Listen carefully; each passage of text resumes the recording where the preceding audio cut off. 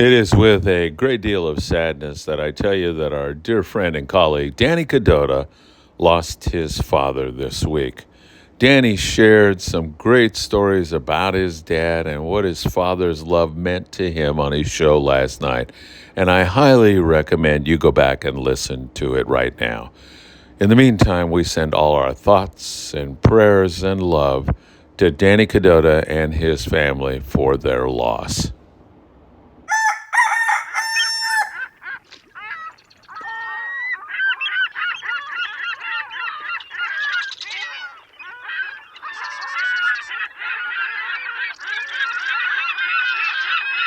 Hey, good morning, my dear friends, and welcome to beautiful Surfside, California, this lovely Friday morning. It is cold for us babies in SoCal. It's got to be about, last time I looked, 42 degrees, and I am barefooted in my swimming trunks down here. You can't see that, but that's the truth of the matter, and it's a little bit chilly. There's a little bit of a breeze, but it's a lovely day, a great sunrise, and you can see that ocean has calmed down since yesterday when we had brisk winds battering Southern California. I mean, some really, really windy weather. As you could see by the lead-in, our dear friend and colleague, Danny Kadota, lost his father here this week. And last night on his live show, he shared some of his fondest memories of his father. I highly recommend that you go back and check that out. Danny opened his heart up and was so grateful to all of you who left a message or dropped a comment, sending your condolences and love and thoughts and prayers to the Kadota family. And I thank you sincerely for that, because Danny is really an outstanding friend, an honorable, wonderful man, and we are so blessed to have him as a part of Friedman Adventures. You know what time it is. It's time for the morning briefing. Good morning, my friends. Oh my God, does that feel good? I need to get warmed up here this morning because it is a little cold. Go back and watch the Danny Kadota show. And once again, our thoughts and prayers and love all go out to the Kadota family. If you'd like to leave a comment and send your condolences on to Danny, I know he would deeply appreciate it. Well, we've got a lot to cover with you, and I mean a lot, because there's all kinds of stuff going on. Some really excellent long-range fishing is going on right now out of San Diego. Those guys are on 16-day trips way down the Baja Peninsula, several hundred miles, and they're catching those big yellowfin and some pretty good wahoo fishing. We'll cover that for you all. Also, we'll be taking a look at our local situation now that we are back in the game again. We're going to have some really nice weather. There's been bass, there's been halibut, there's been lobster hoop netting going on, and so much more. And of course, we have some important dates coming up. January the 21st, you can join us at La Fogata Restaurant in beautiful Sherman Oaks, California, 1 to 3 in the afternoon. That's going to be a lot of fun, and we really hope you can stop by and say hello. I'll have the Friedman Adventures charter list. You can ask me questions about that. You can sign up for a charter, or you can just have some great Mexican cuisine. Valentino, buenos dias! Or have some great Mexican cuisine with us and just shoot the spit with each and every one of us. And then also on April the 4th through the 9th, we're on board a 5-day trip on board the Independence. And that is going to be a spectacular trip. 5 days, maybe bluefin, maybe halibut, maybe white sea bass, tons of rockfish, maybe all of the above. Call the Independence office today and check them out. And finally, the Bart Hall show is coming up on February 25th through the 28th at the Long Beach Convention Center. I'm going to be walking around there. I'll be at several of the booths. I'll put my schedule out. It would be great to see. You can go by the Independence booth and see them. You can go by and see Sam De La Torre at Island Fishing Tackle. He's going to have a huge booth this year. I'll be hanging with Sam, although he gets really, really busy and doesn't like putting up with my nonsense when he's that busy. So a lot of big dates in the near future. We'll be watching that. Hey, thank God there was a helicopter crash last evening down there in San Diego, and everybody is all right. Thank you, the Lord above. A Navy helicopter, an MH-60R Seahawk, crashed. They were out there doing some maneuvers and crashed. All crew members were safe. It appears there are no life life-threatening injuries. So we thank God. And that was right outside of San Diego Bay. You may have seen some of that if you were coming in yesterday around that time. Those helicopters are principally for submarine warfare, but they can perform a variety of missions, and we're just thankful that all the crew members were safe and sound. All right, let's take a look down there in Mexico Lindo, and Captain Sean Morgan of the Wild and Sack down there in San Jose del Cabo, driving to port this morning and getting ready to launch and go catch some fish. The action down there in San Jose del Cabo and Cabo San Lucas has been pretty good. It's a windy time of the year when we get into the spring, and we've had some wind off and on here recently down there, but there's been some catches here and there. Yesterday out of San Jose del Cabo, a yacht named the Getaway had some wahoo. You can see that who right there. They also had some dorado and yellowfin tuna, and hopefully Sean Morgan and the Wild and Sack will be doing much of the same today. He'll be checking in with us, and hopefully one of these days Morgan is going to figure out how to go live with us, and we'll be able to get that to you. So really great stuff going on down there in that neck of the woods.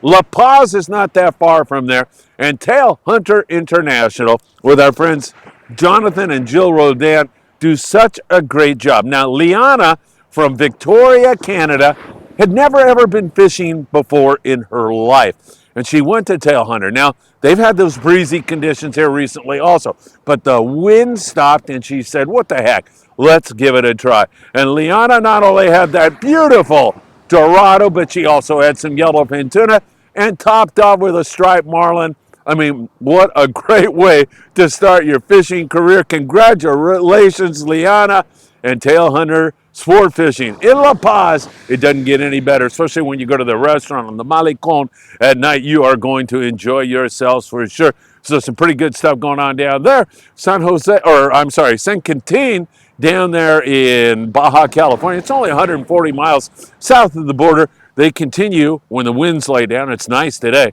We have some yellows biting down there, some pretty good yellowtail action on the yo-yo iron, also plenty of rockfish. There's some calico bass, wintertime bass, and also the occasional halibut. And in Ensenada, we continue to see an occasional yellowtail, but principally really big bonita biting really well, some good calico bass fishing, and copious amounts of colorful rockfish for you all. So that is also going on. Let's get into the long range situation. Several boats down there, and they're all having great fishing. The Red Rooster 3 with a good bite on the yellowfin tuna. First, they had a good bite early on the YFT. Nice grade, too. A lot of fish over 100 pounds. Midday, they get into the wahoo, had decent wahoo action, and then it was Katie barred the door on the evening bite on the YFT. Again, really good fishing going on there. The Royal Polaris, similar kind of bite for the RP as they're on that big grade YFT, and they're on it again this morning. All those boys are on it, so it's really, really good fishing. And the Independence, they got down there, and of course we're on the Independence 2 trips this year. Our 8-day trip in November is sold out. We have that 5-day trip in April. Independence got into a bite, and it was the big ones, 120 to 200 pound YFT down there on the long range scene as that is sizzling around. The Independents spent most of their night last night looking for bigger baits to catch bigger yellowfin tuna, and we are hoping for another big day for them and all the long range boys here this morning. Really great long range fishing going on. Hey, I mentioned the Bart Hall show is coming up. Let's spend a moment with Bart. You know, he came to our Christmas party with his lovely wife, Jenny, over there at the Redondo Beach Rod and Gun Club. It was a special time. Here's Bart. I can't thank you enough for being here, my friend, and the show is on the horizon. First of all, thanks for being here. Oh, it's a pleasure. I love this room. Boy, I love the mounts. It's pretty cool, right? Yeah, very cool, yeah. So the show, what? Late January. I can't wait. Bart Hall show's coming up. Yeah, you know, it's a new time for us, new date.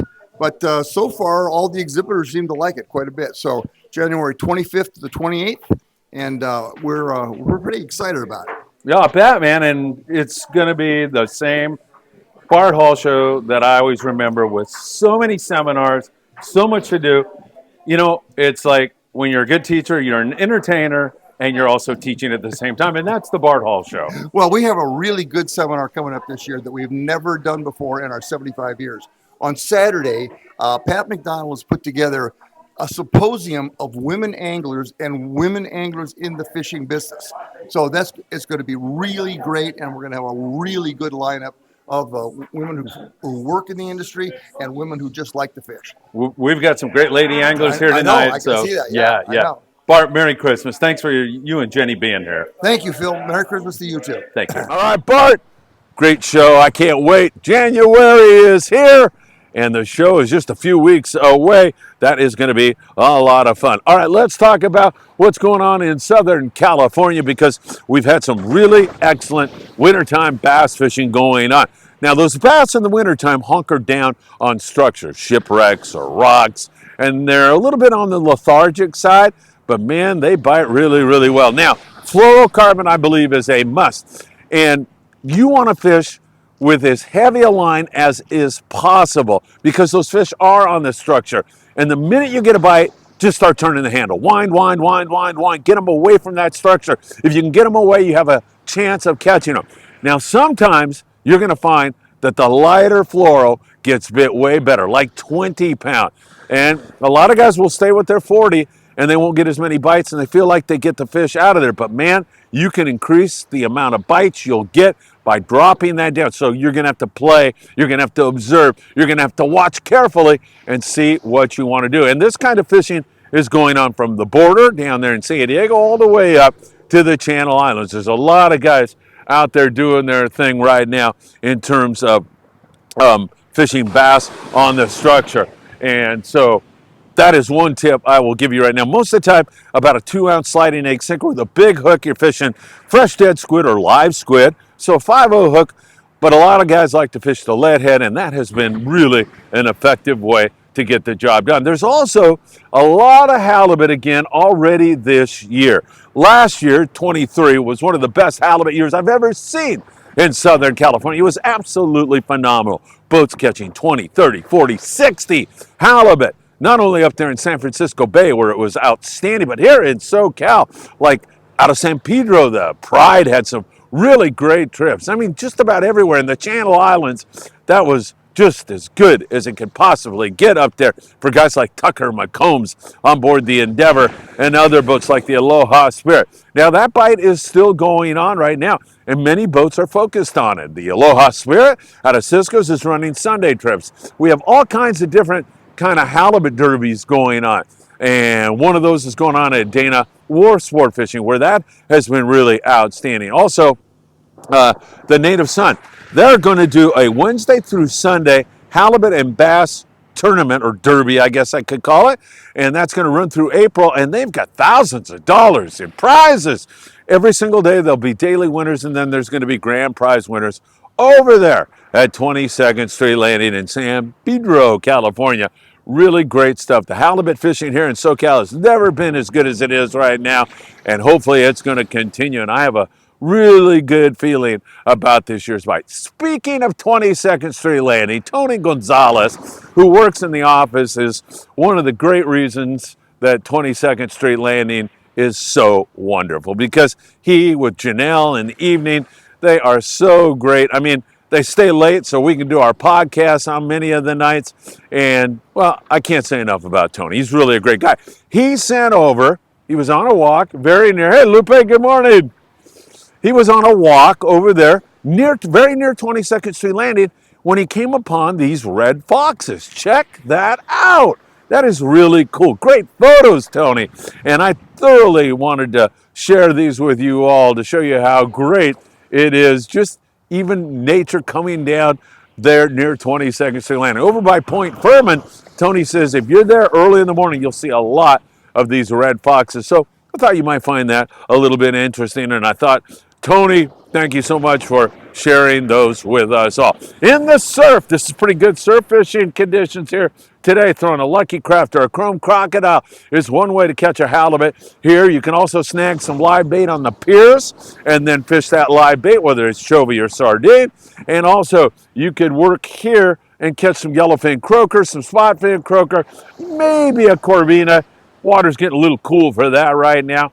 And also you catch some sharks and rays, guitar fish, stuff like that. So surf should be pretty good here today, no question about it. Hector Salazar was down in Ensenada, caught that nice halibut. Nice going, Hector. Good to see that. And remember, if you want to fish bait, wintertime's a good time to fish bait.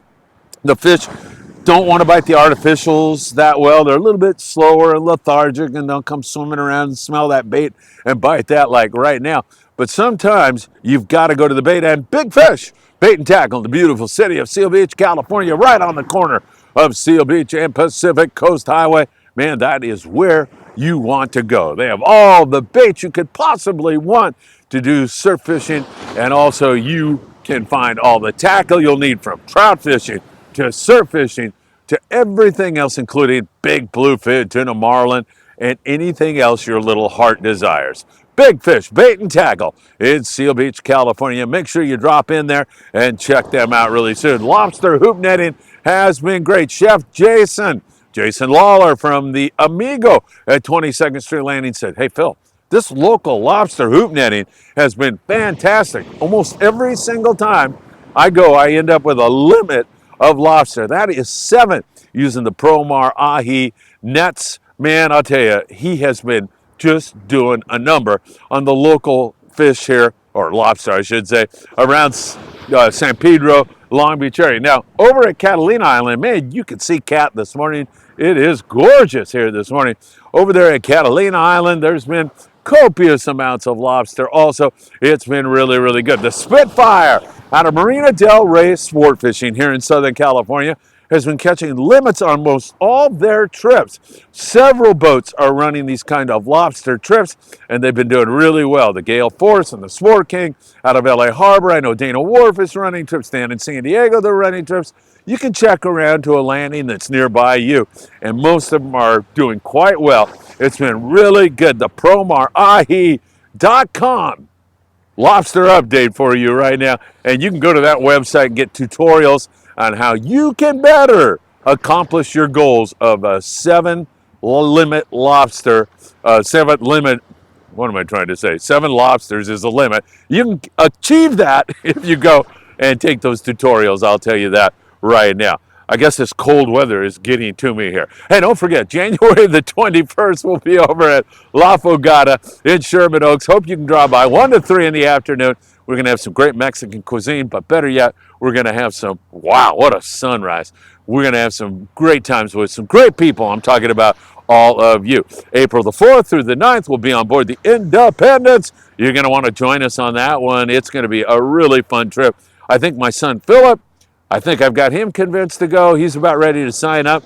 Greg Bates, the elf, he's going to be on board, and several other people like Scott Bouchert, who is going to be there also. Scott's going to provide a margarita bar for all of you on one of those days. So that's very kind of Scott. You can't beat the Independence, so hopefully we'll see you on that. Don't forget, Bart Hall show coming up. And at the end of today's report, once again, our thoughts and prayers go out to the Kadota family for the loss of Danny's father. We don't have the words to assuage your grief for sure, but we send you all of our love at this really, really sad time for you all. All right, my friends, have a great, beautiful Friday and a wonderful weekend. And as always, I hope to see you really, really soon.